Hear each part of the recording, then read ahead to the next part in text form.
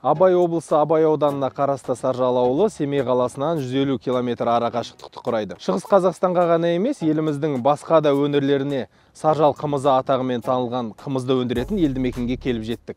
Бүгінгі шығарылымда Жандос есімді кейіпкерімізбен қымыз өндірісі жайлы және де ауылдың толық тұрмыс тіршілігімен танысатын боламыз. Қалада білім алып, мамандығымен жұмыс істеуге мүмкіндігі бола тұра Жандос өз ауылына оралып, ата кәсібіміз қымыз өндірісін қолға алды. Бір өзі бие сауып, қымызын ұстап, баптауын жоғары дәрежеде ұстай отырып, алыс жақын еліміздің қалаларына жіберіп отырған жайы бар. Жандос, ассалаумағалейкум. Қалай шалқар? Қалдарың жақсы ма? Жақсы. Жандос, енді мына біздің көрермендерге өзің жайлы бір ауыз айтып өтсең, жылқыға деген қызығушылығың қалай және қашан пайда болды? Енді өзіміздің ауыл жылқылы ауыл. Кішкентай кезімізден жылқыны көріп өскеннен кейін атқа шауып, жаздық каникулда атамыздың қыстағына барып, ағаларымыздың. Сол жақта өзіміздің жылқылар болды азын-аулақ. Соны жаздық каникулда көмектесуге әке-шешеміз жібереді. Сол жерден бие сауып үйреніп, сөйтіп жүрдік. Бие байлағаныңа қанша уақыт болды, қашаннан бері? Бие байлағаным 2016-дан бастап өзім байладым. Осы 2015-те оқу бітіріп келдім қаладан, Шәкәрімде. Мясомолочный дейді. Технолог. Соны бітіріп келіп, осы малый бизнестен кредит алып, 3 миллион алып, содан бастадық. Тәуба, жақсы қазір. Сауында оқып, как раз. Қазір шелегімді алып шығайын. Боламыз көрермендермен.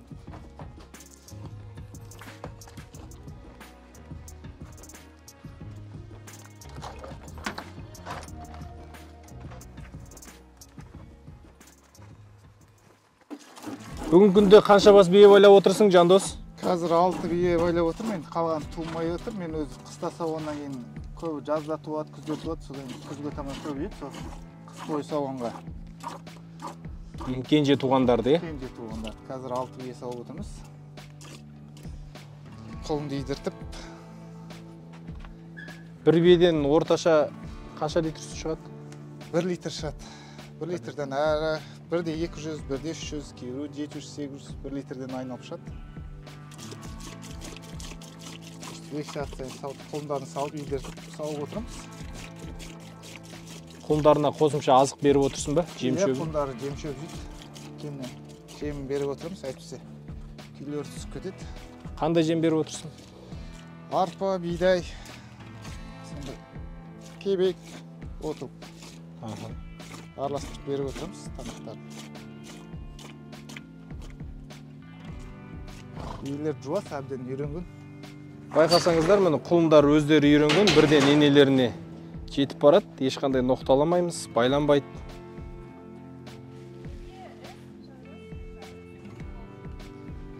Саясат деген мен атам болған. Сол таңба ғой. Саясат.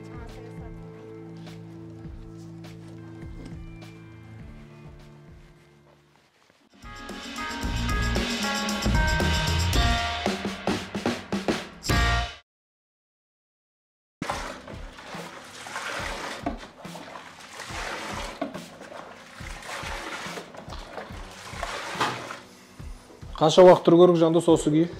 Енді күнде 5 сауғанымызды осыған құйып отырамыз. 5 рет сауғам, осыған құйып отырам. Қазір нағымызды аппаратқа қойымыз, кеше екісі талғанғымыз ғой. Түстен кейін дайын болады, таңертең бір пісілді, түстен кейін бір пісіледі. Одан кешкілік күбіні түстен кейін жуып, шайып, кешкілік осығымызды ыстаймыз. Ертеңгі дайындау, е? Иә. Жалпы қазір қымыздың бағасы қаншадан болып жатыр? Өзіңнің бағаң? Қазір 1200 сом мөлшерде болып жатыр, орташасы. Бұл бағаны өзің енді қандай факторларға қарап қоясыңдар енді? Ауылда бір орташа баға бар ма қымыздың? Сол орташа баға, сол ауылдың орташа бағасы сол. Енді еңбекке байланысты қазір мен енді өзім сауып отырмын. Кейбір кісілер жұмыс жасайды. Соған байланысты жем шөптің қымбаттауы, соған арнайы көтеріп отырады. Таксистеріміз тасымалданғаннан кейін оларға ақша береміз. Соған байланысты көтеріліп нетіп отырады.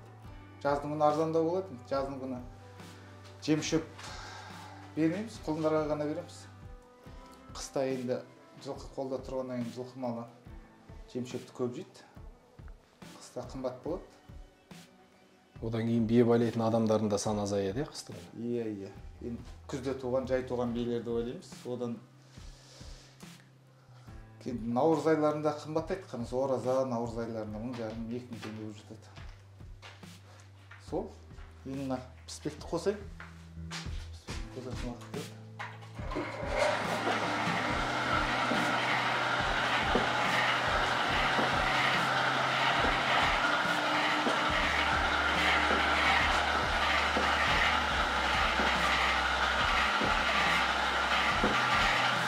Басқа өңірлерден ең бір алыс жіберген Қазақстан бойынша бір қалалар болса? Батыс Қазақстанға ден жібердік былтыр. Атырауға ден жібердік. Осы Жаңаөзенге заказ беріп жатыр. Осының жетісіне. Алматы, Астана, Өскемен, енді олар жиі жіберіп тұрамыз. Астанаға 2 күннің бірге кетіп тұрып. Қымызды қалай жібересіңдер? Тасымалдау қалай? Қымызды қалаға жіберіп, қаладан сол жақтан енді таксиларға салып жіберіп, автобус, такси, пойызға. Жаңағы ауылдағы біз естуіміз бойынша ауылдың такси жүргізушілері қымыздарды жинап, әрбір үйден таңертең таңғы сағат 6-да өздерінің шығатын уақыттары бар, жинап қаладағы қымыз тарататын жерге апарады. Қымыз тарататын жерге апарады, сол жерден барып енді алып кетеді, заказ берген кісілер. Қымыздың осы жаңағы алыс жақ жолдарға жіберген кезде қымыздың сапасын жоғалтпайтындай қалай сақтаймыз? Енді ол қымызды ашыққан кезінде осындай температурасын айлап сақтау керек. Сол енді ашуын келтіріп, әбден осы аппаратпен пісіп, ашуын қайтарып, газды болады. Қазір мағымызды құйып жібересің, ол жолға шыдамайды. Міне қазір 3 сағат пісіледі, содан газ шығады, одан дайын болады. Бутылкаға құйып, жібереді ыстарға. Өйткені яғни біздің қарапайым көрермендерге де түсінікті болсын. Көбіміз бір жерден бір танымайтын жерден қымыз алсақ, біраз жол жүргеннен кейін қымыздарымыз бутылкасымен атылып жатады. Ол дұрыс ашымағандықтан болады. Жаңағы дұрыс пісірмегендік ашуын келтіре алмай қалады. Бұл да қымыздың енді бабы бұл. Суық тиіп қалады. Ал дұрыстап ашытып, температурасын сақтап отырса болады. Жалпы орташа температурасы қандай? Енді қымызды ашыққаннан бастап, ең жерінен сүт шығады ғой, сол температураны сақтау керек. Қанның жылылығында жылылық, өзінің жылылығында.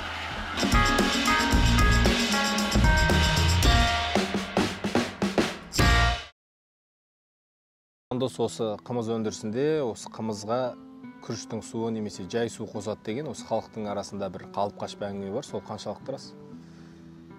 Енді білмедім, енді бізден алып сатарлар қоспаса, енді бізді ауылда енді таза кетеді. Өзіміз ондай қосып та көрген жоқпыз. Көргенде жоқпын қосылғанын, білмедім. Арадағы делдалдар, Делдалдар болмаса, өзімізден таза кетеді. Ал енді осы қарапайым адамға, қарапайым сатып алушыға табиғимызбен жаңағындай бір қоспалар қосылған, су қосылған қымызды қалай ажыратса болады? Енді оны білмедім, мен ондай көрмедім. Енді көк су сияқты сондай қымыздың түрі өзгеріп тұрады ғой. Кішкене сылдырлау бола ма екен. Астында тұнып тұрған қымыздарды бір байқаймыз бір. Енді ол тұнып тұрған қымыз жаңағы ашуын дұрыс келтіре алмаған. Ашуы дұрыс келмеген. Дұрыс ашыта алмаған қымыздар өзі. Олар көпке шыдамайды жаңағы, тұнып кететін қымыздар. Ал енді күніне қанша литр қымыз жібересің қалаға, жазды күндері? Жазды күндері 60, 70, 80 литр, 100 литрде жіберіп жатамыз енді ашытылғанға байланысты. Енді көп қымыз ашытсаң енді жаңыз өзім үлгермеймін. Енді болашақта әрі қарай бизнесімді дамытып, жұмысшы алып, енді сондай болашаққа мақсат қойып отырмыз. Тамаша. Ал енді бір күндік 5 сауын деп отырсың, сол 5 сауында орташа есеппен қанша литр сүт шығады? Орташа есеппен 30 литр сүт шығады. Сол 1200 теңгеден жіберем. Содан сол 35-40 мың мөлшері, 30 мың мөлшері. Одан тағы да осы ауылда 5 сауыт, енді көбі ашытылмай жатады. Сүтті сатып алып отырам арасында. Күні 30-40 литр сүт сатып алам. Оны қымыздың жарты бағасына сатып алам. Соны ашытып жіберіп отырам. Қазір енді күні 50 мың сондай түсіп жатыр.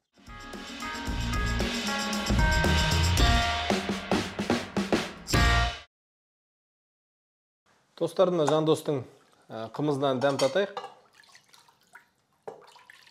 Балығымыздан.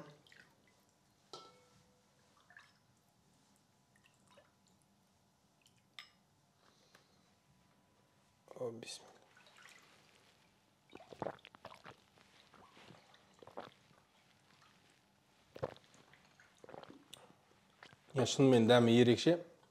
Тобылғының дәмі шығып тұр.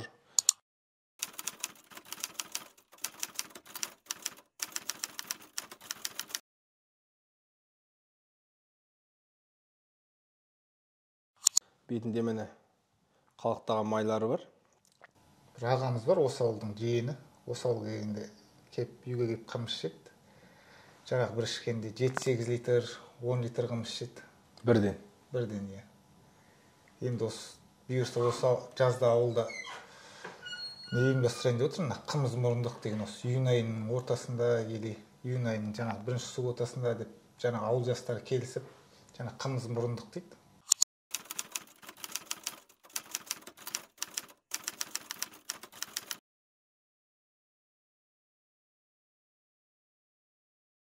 Бие байлап, жер басында, ипподромда.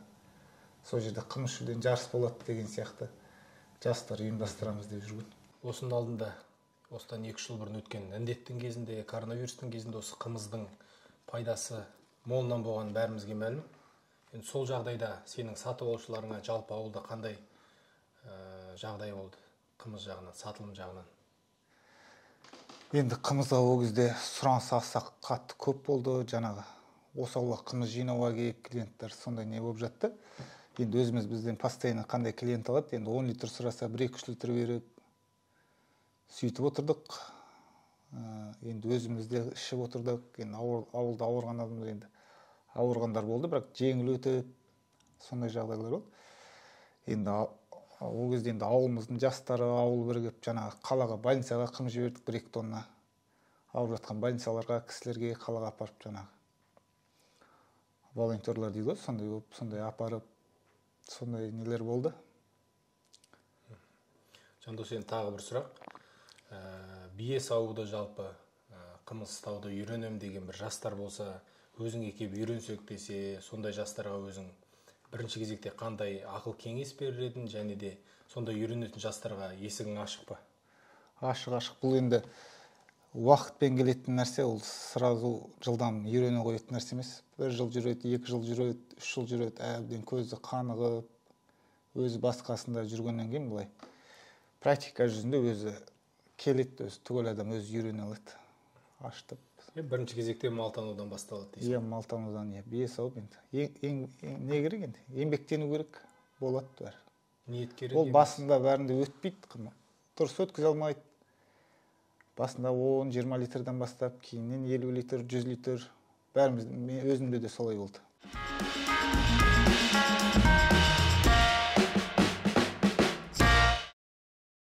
Жалпы енді ауылдың қарамағындағы шаруашылықтарды алмасақ, осы тек қана ауылдың ішіндегі сауынды биелердің саны енді бір орташа айтсақ.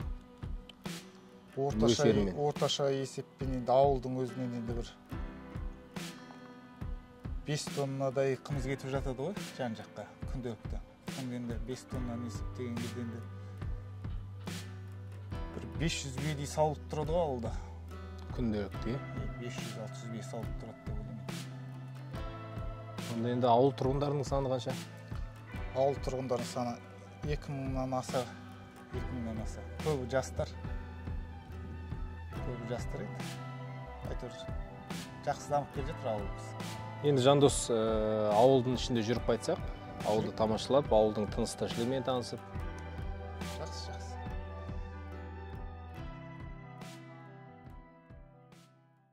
Тағы бір қызықты жайт, Саржал ауылында жеңіл көліктерден осындай мотоциклдер көп десек болады. Өйткені әрбір бие байлайтын үйде осындай бір мотоцикл бар. Биелерді кешкісін жайылымға шығарар кезде, және де таңертең жайылымнан әкелетін кезде осындай таптырмас көлік құрал болып табылады. Сондықтан енді Жандостың темір тұлпарының жүрісін байқап көрейік.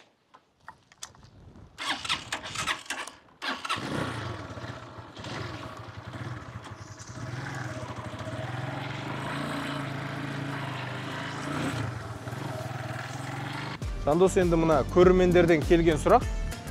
Ауылдарыңда еліміздегі басқа қалалардан немесе шет елдерден бір туристер келсе, бір демалыс орындары бар ма? Қымыз бағытындағы, яғни қымыз ішіп ем домалатын, қымыз өндірісін көріп, байқайтын, өз көздерімен көретін.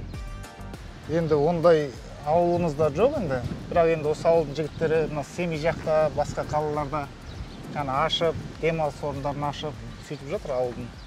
Осы ауылдан жылқыларын алып кетеді, сол жерде. Осы ауылдың балалары барып сауып.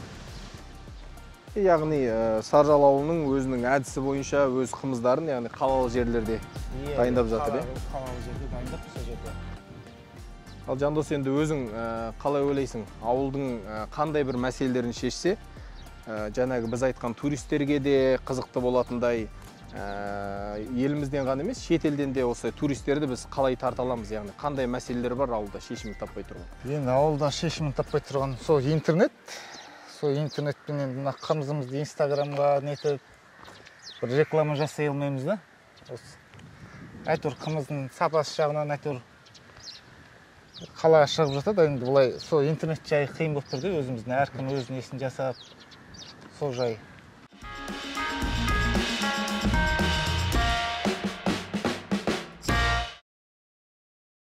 Ауылдарыңа жеткізген Chevrolet Cobalt автокөлігі сенімді әрі сапалы автокөлік. Гонаферма ұжымы Илбір жауапкершілігі шектеулі серіктестігі Chevrolet және Жак дилерлік орталықтарына қолдау көрсеткен үшін өз алғысын білдіреді.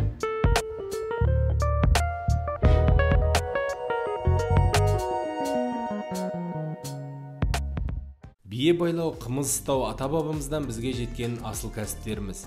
Бүгінгі таңда біздер арман қуып үлкен қалаларға, одан қалса шет ел асып жатырмыз. Осындай арпалысқан заман ағымында біздерге құнды да қасиетті ата кәсіптерімізді одан әрі дамытып, келер ұрпаққа лайықты түрде қалай жеткізе аламыз? Жандос сияқты жастардың ауыл шаруашылығымен айналысуға ынта-жігерін қалай оятамыз? Мүмкін қазірден бастап бос уәдеден әрекетке көшіп, шынымен еліміздің ауыл жастарына жағдай жасаймыз.